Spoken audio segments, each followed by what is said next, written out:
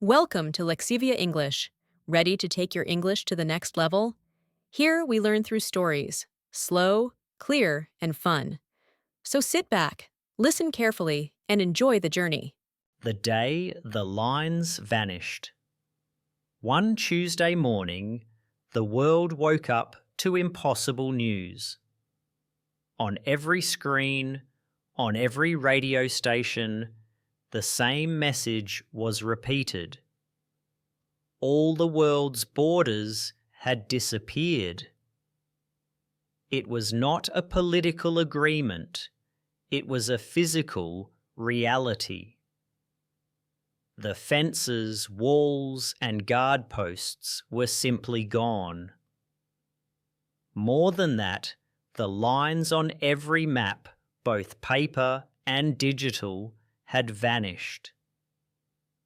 The concept of countries, which had defined humanity for centuries, was suddenly erased. At first, there was only confusion. But soon, curiosity took over.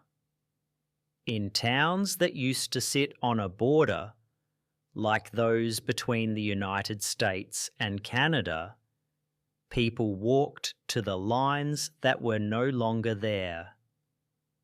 They found empty posts and open roads. Hesitantly at first, and then with growing joy, people began to cross. They smiled, they hugged, they shared greetings with those who had been their foreign neighbours just a day before. It felt like a global celebration. For millions of people who had always dreamed of seeing the world, a powerful realization dawned. They were free. The dream of visiting faraway lands, which had always been blocked by the high cost of visas and the difficulty of travel, was now possible. A great movement began at bus stations, train stations, and ports around the world. People started journeys. They didn't need a destination country, only a direction. Humanity was on the move. A world in motion. The first few months were a time of incredible motion. It was as if the entire human race decided to explore its home for the first time. A family from Japan who had always wanted to see the Swiss Alps simply got on a train and went. A man from Nigeria with a passion for French food travelled to Paris to cook and share his recipes. There were no passports to check and no visas to approve. The planet had become one large, open territory for all. Buses, ships, and trains were filled with a mix of people never seen before. A German family might share their food with a hiker from India. An artist from Egypt could be seen sketching a musician from Cuba. They shared stories of their former homes and their hopes for this new world. For the first time, people felt like they were citizens of the same planet, not just members of separate nations.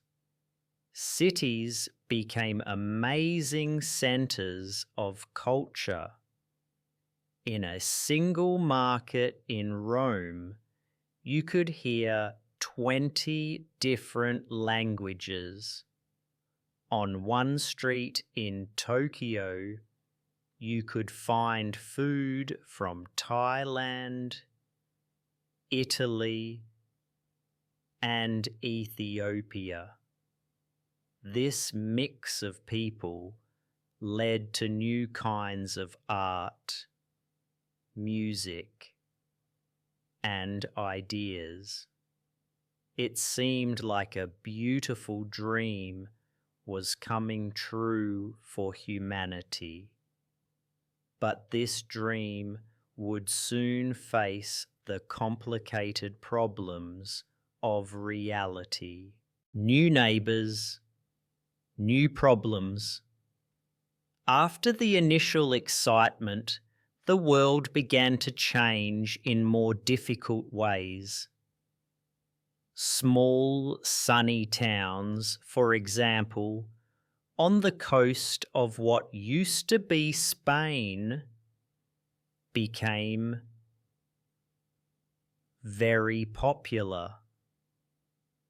Thousands of people from colder northern climates moved there to live in the sun. This sudden increase in population created serious issues.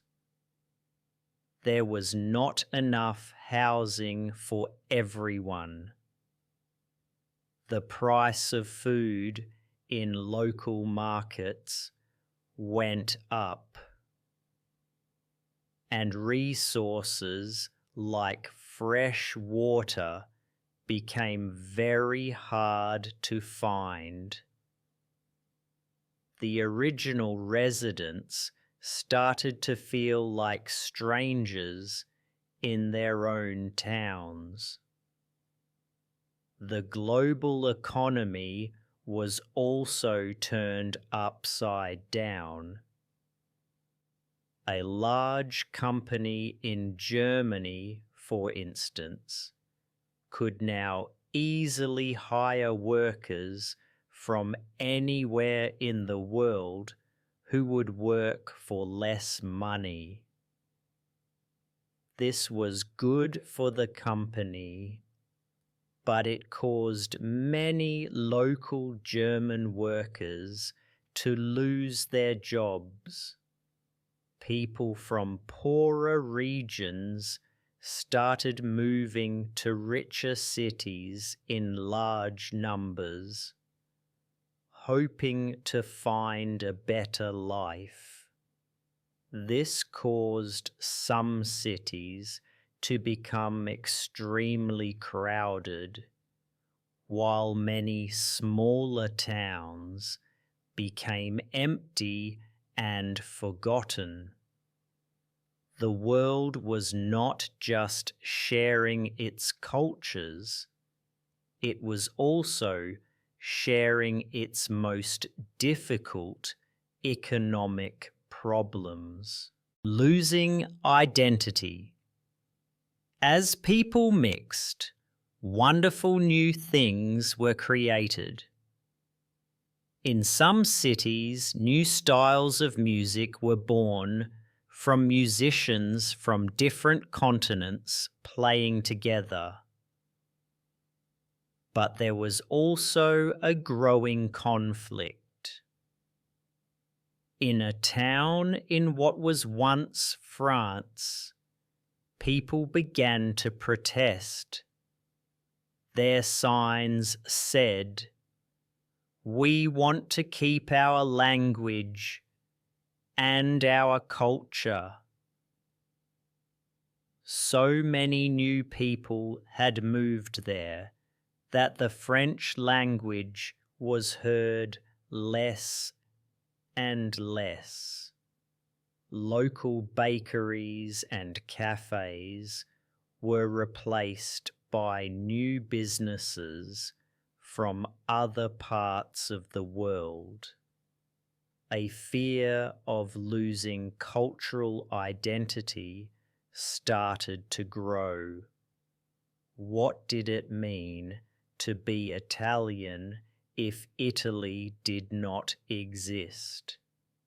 Were special holidays and traditions still important? While some people happily created a new global culture, others became scared and angry. They wanted to protect the unique things that made their home special. Fights started to happen between locals and newcomers.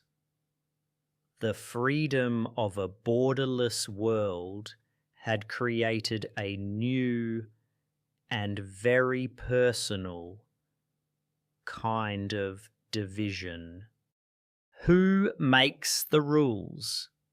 The biggest challenge of all was the lack of rules. This became very clear with environmental problems. For example, a new factory was built next to a large river that used to flow through 3 countries. The factory produced cheap products, but also put dangerous pollution into the water. Before, each country had laws to protect the river. Now, there were no countries and no laws that everyone agreed on. There was no one to stop the factory, and the river was dying. Crime also became a global problem. A person could commit a crime in one place and then easily travel thousands of miles away where no one knew them. There were no international police agreements because there were no nations to make them. It was almost impossible to find justice. People realized that freedom without rules was dangerous. Leaders from communities all over the world began to meet.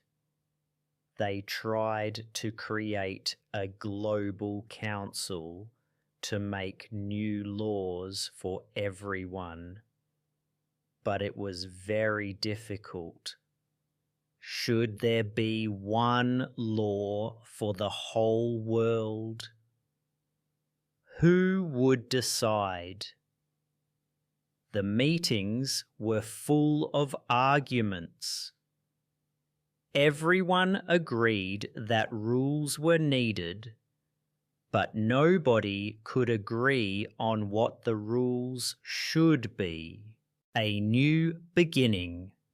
1 year after the borders disappeared, the world was a different place. It was not a perfect paradise. It was noisy, crowded, and complicated. There were still rich and poor people. There were still arguments and fights. But there was also a new and important connection between people. The old idea of us and them was slowly changing. Us now meant everyone on the planet. In the busy streets of cities around the globe, a new chapter of human history was being written. People from every part of the world were living together, working together, and building something new. In a park, children from different backgrounds who spoke different languages could be seen playing together, creating their own simple rules for their games. In a laboratory, scientists from all over the world could now collaborate on solving humanity's biggest problems, like disease and climate change. It was a harder world in many ways, but it was also a world with more possibility. Humanity had lost its old maps and its old certainties. Now, together, all people had to learn how to draw a new map for a shared future. The story of what would happen next was still unwritten.